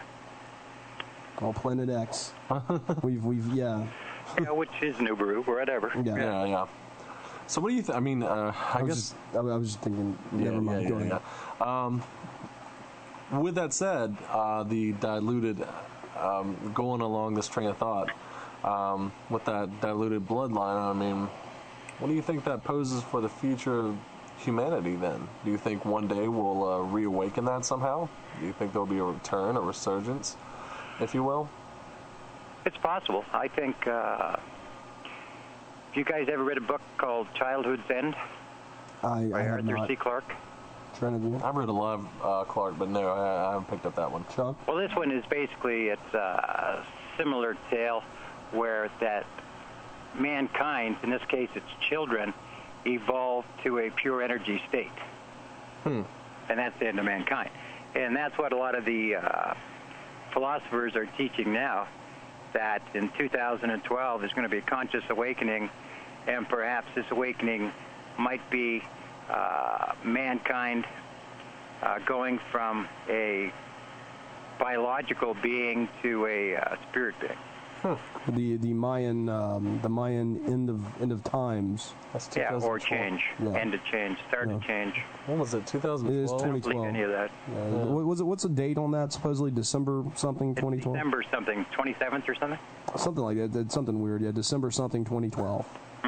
Mayan into the Mayan calendar. Well, I guess that definitely could be a possibility then. It could be they just got tired of writing it. It could be. I would have been by that time.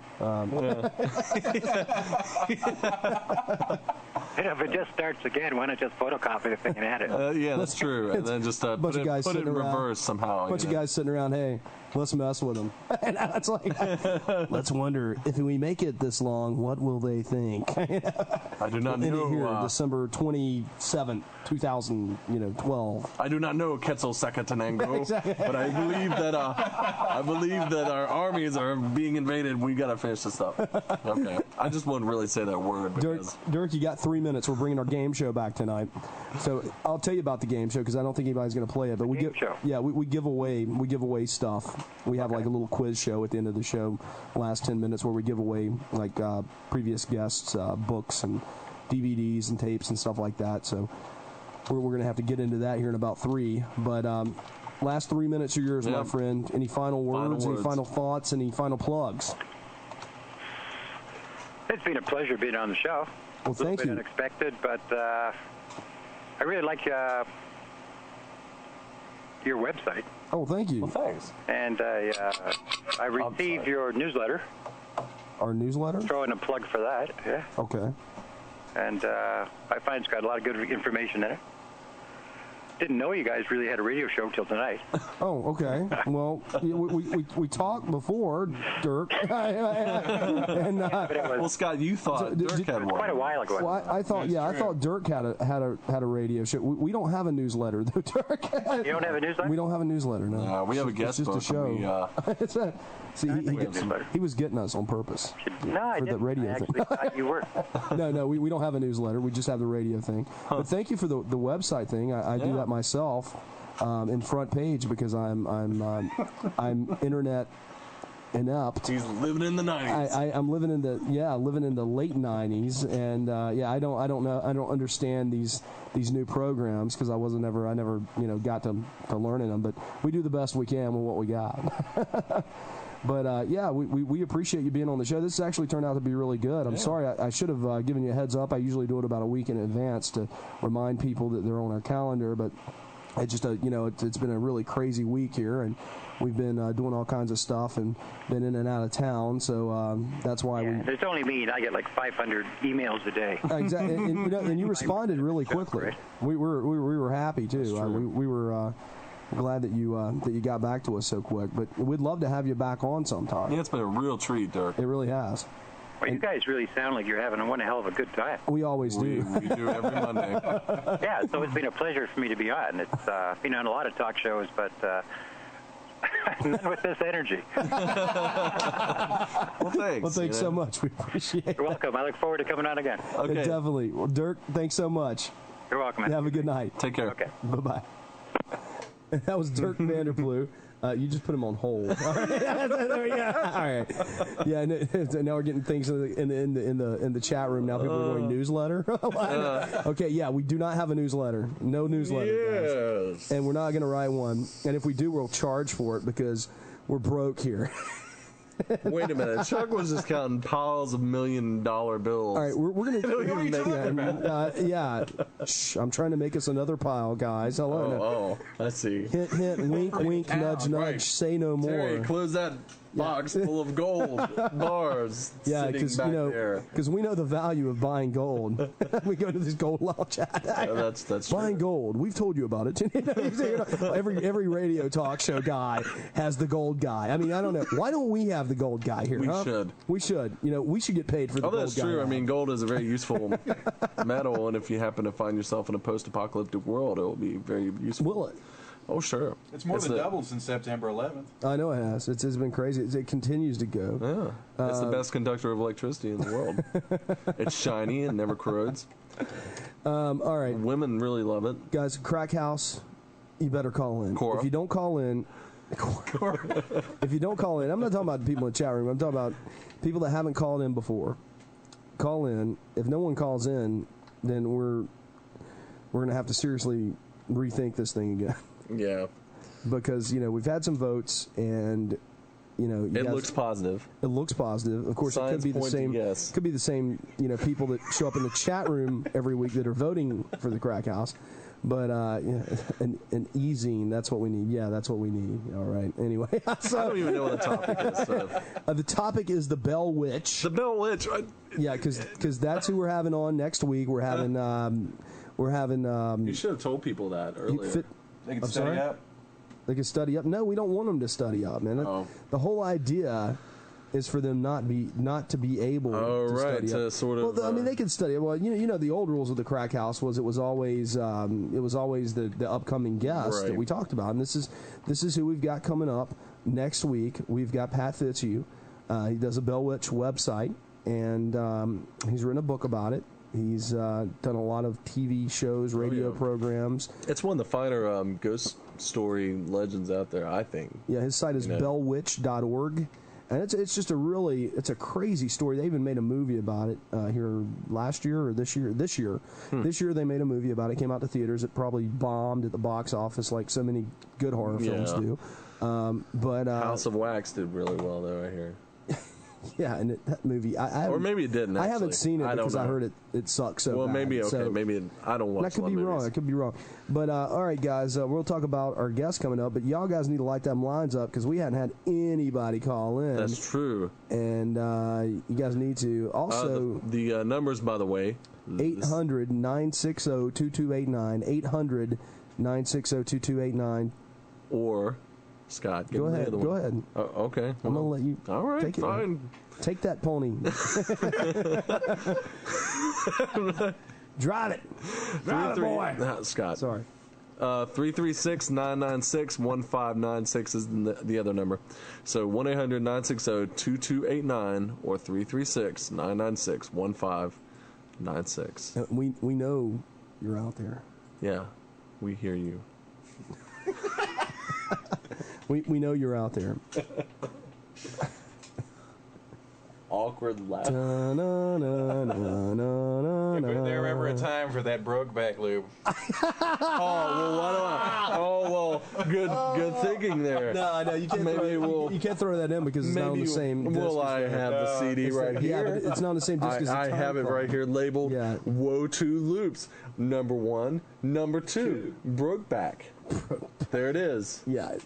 I might just play it on the way out. For the Brokeback Mountain theme song. Well, it's really actually a pretty good song. I mean, despite the film. Did you like the movie, Trent? Not really. It was actually kind of boring, Now, who in here has seen the movie? Let's all raise our hands, guys. Who in here has seen the movie Brokeback Mountain? 2 out of 4. All right. So Trent and Chuck have seen Brokeback Mountain, and me and Terry have not. The real man. have not. I wouldn't be saying that, Scott, with your crazy green shirt. I'm kidding. What is up with you and my shirt, dude? See, he's checking me out. He's been checking me out. The second he walked in, he's been talking about this green I know, man. You know, I think he wants me to take it off. All right, that's it. Where is the show gone? Somebody needs to call in quick. It is gone crazy tonight. Yeah, 1-800-960-2289. 800-960-2289. Yeah, this has been a rare form night. I think it's because the show started out so bad. Well, I kept bombing, man. I mean, we lost 99-1 for at least this week, and I don't know because we were having problems with them picking up our feed. But yeah, I mean, yeah, it's just it started out so bad. I'm like, yeah, you've got your own show. Tell us about it. No, I don't have a radio show. Oh, that's good. I know so much about your site. Let me talk about it. Insert footage. And it was just, yeah, it started out so bad, and I'm like grabbing for straws here, and yeah. Somebody please call and put me in the hot seat and win a cool book. You know, I'm gonna and be we're mad. not going to sign it because we didn't write the book. I wrote out all these questions. Yeah, that's the prize. That's a prize, guys. The prize is, if you want, hell, if you just call in, we'll probably give it to you anyway. The number's 800-960-2289. Hunting the American Werewolf by Linda S. Godfrey. It is a water-soaked copy because of the flood that we had. Not the flood, but a flood that, you know what I mean. I'm putting the other number in there, too. Yeah. 800-960-2289 or 9336. Somebody's calling. It's probably somebody we've had before, I have a feeling. Go ahead and bring him on. Hello, caller. Hello? Who's this? This is Ellis. Ellis. Do you know Ellis? Yeah, hey, Ellis, what's up? Hey, man, what's up, Trent? Have you ever I want to talk to the guy with the crazy green shirt. That would be me, Ellis. God, you sound so hot. I'm sorry. You've seen Brokeback Mountain too, haven't you? I never saw that, but I am ordering the video. Okay. the deleted scenes DVD. Guys, I just wanted to say that, you know, it's really bad that no one's called, and I'm the only one, and that's even worse. It's okay. You've never called in before, have you? Yeah, he called in last week. I called in a couple of weeks ago, about the ghost people. Yeah, but you never played the game before, though. No. Okay. All right. You are perfect, Ellis. We've got limited time here, so let's get this thing started. Trent, you're going to have to go outside. Okay. He gets asked the questions first. We got to give him the rules, you know. Okay, do you know how this game's played, Ellis? No. Okay. Here's what it is. I ask you 5 questions. There's a little ticking time clock you're going to hear going on behind you. Okay. You try to answer them all correctly, as many correctly as you can in 30 seconds, and then Trent comes back in and we do the same thing over again, and whoever gets the most right wins. Okay. You ready? Yeah. Okay, Chuck's going to let us know. We'll probably just hear it start, and I'll just go into it. Okay. Okay, this president went to the Bell home to see what the commotion was about. Name the president. The Bell home? The Bell home. Bell Witch home. Andrew Pierce. Close. This is a strange creature Bell claims to have seen. It was a cross between a body of a dog and a head of a mule. Okay, John Bell's father's name was A. William Bell, B. Arthur Bell. Screw it. Screw the clock. I'm gonna go through these. William Bell, Arthur Bell, John Bell, or Zadok Bell. I like Zadok. All right, that's wrong too. You're hit 0 for 3. All right. of what ancestry was John Bell? Scottish, English, Irish, or Spanish? Scottish. All right, got one right. There we go. What state did the Bells immigrate to Tennessee from? They immigrated to Tennessee from what state? North Carolina, Georgia, Virginia, or Mississippi? I'm going to say Virginia. Okay, that's wrong too. So you got one. Go get Trent. Terry's going to go get Trent, and we're going to bring him in and make fun of him. And you're probably going to win because these are hard questions. I stole some of these from that one of them trivia sites. It's like linked off the Bell Witch site because I ran out of crap to ask. So I stole them. I totally. Some odd questions, I must say. They were. Trent, are you getting suited back up? You ready? I'm ready. You ready? All right, Chuck, you ready? I'll do this quick. Here we go. Okay, let's do it. All right. Doesn't have to be This president went to the Bell home to see what the commotion was about. Andrew Jackson. That's right. This is a strange creature Bell claims to have seen. It was a cross between a body of a dog and a head of a rabbit. That's right. John Bell's father's name was A. William Bell, B. Arthur Bell, C. John Bell, Zadok Bell, D. It was a long time ago. Zadok Bell. No, it's wrong. What ancestry was John Bell? Scottish, English, Irish, or Spanish? English. Wrong. What state did the Bells immigrate to? Kentucky. No. Tennessee. North Carolina. They immigrated from North Carolina. Guys, North Carolina. Well, didn't the thing happened? He got one right, and you got like 3 right. But we're going to give you the book anyway. Really? We're going to give it to you anyway because you called. I'm going to give it to Trent. Since you know Trent, I'm going to give it to Trent, and Trent's going to give it to you. That's right. Congratulations, man. And if he don't give it to you, call back on the show, and we'll bust his... We know you have that werewolf book at home. Yeah, exactly. We'll do it. Yeah, I don't have a werewolf book at home. Yeah, you call in, get in the chat room, whatever else. I quietly put it back under the, bed or someplace where we're hiding it, reading it. It's a great book, though. You're going to enjoy it. Yeah, cool. Thanks, Scott. Yeah, man, no problem, man. Here in my cool green shirt. We were just told that we could go a little longer if we needed because pre-record of Out There is coming up. Oh, and really? You need to stay tuned for that. Out There's a great show. Yeah, Raymond, he's in the chat room right now. Are you in the chat room, Ellis? No, man, I haven't hooked up with the chat room yet. You need to come on in, man. There's a great show coming up right after we get off here. But thanks, we'll do. Thanks so much for calling in, man. We're going to send that book home with you. Thanks a lot, Ellis. All right, take care, man. Thanks, man. Bye-bye. Take care. Bye-bye. Oh, no disc. All right, let's talk about our next guest. All right. How about that? Somebody kill that line that we were on, please. Sure. There's only like 5 of y'all over there, it seems like. I'm busy doing other things. Yeah. All right. So we're gonna counting things. I'm counting things. We're just gonna go give a little 2 more minutes here, guys, and then we're gonna be out for the night. But Out There's coming up next, so you definitely need to check that out. Stick it up. Here's what we've got coming up. Stick out, stick around. That's what. Here's what we've got coming up. Next week we have obviously the Bell Witch guy, Pat Fitzhugh. After that we have a fiction writer of all things. It's strange. We're trying to do some different stuff from time to time. It's the Ahriman Gate. It's by Thomas and Nita Horn, and it is it's a Christian fiction book about UFOs. And Thomas has been on Coast to Coast. He's also been on the 700 Club.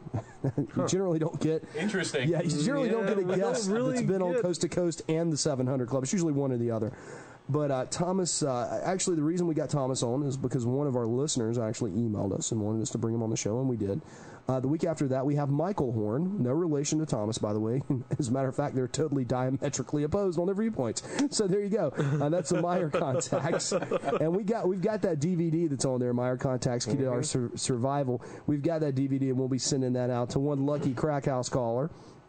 The following week, we have Possessed, Thomas Allen, the author of the book Possessed, that was made into a Showtime movie. If you hadn't seen the movie, guys, check it out. It's a wonderful film. Oh, that was with Timothy Dalton, right? Yeah, it was the true story. Yeah, that was a really good film. It was, and it was a Showtime movie, but it was really, really good. And he's going to be on and talking about that book, especially because in the version of the book that we've got up there, he's actually put in like details of the actual diary, excerpts from the actual diary the priest that did the exorcism. Cool. And then we've got The Case for Ghost. That's J. Allen Daniluk. He's from Minnesota, now residing in Colorado. It's a pretty good book. We think we've kind of glanced at our I've been reading it pretty consistently. We've glanced at our preview copy. I've glanced at my preview copy. Yeah. I haven't got into it. I'm reading the other ones right now, but we will get to you. It's very comprehensive. Is it good? Yeah. Okay. September 25th, we've got Michael Hopp on. I hope I'm pronouncing that right. Haupt, maybe? Haupt. Talking about World War III. He thinks we're involved in World War III now. October 2nd, William Beck. He's a brand new writer. It's another fiction book. It's called Harp's Fury. And then on October 9th, Robert Schneck, author of The President's Vampire.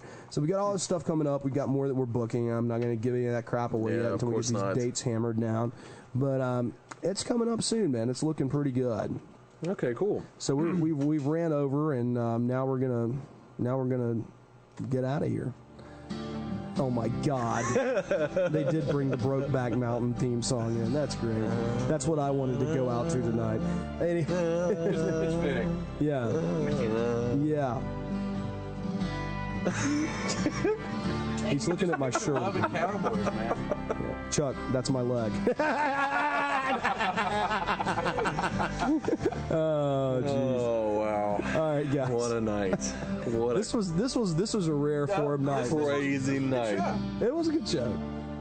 Dirk is a very wise man. Hey, this is a weird show. Okay, let's get out of here before we do anything else we regret in the morning.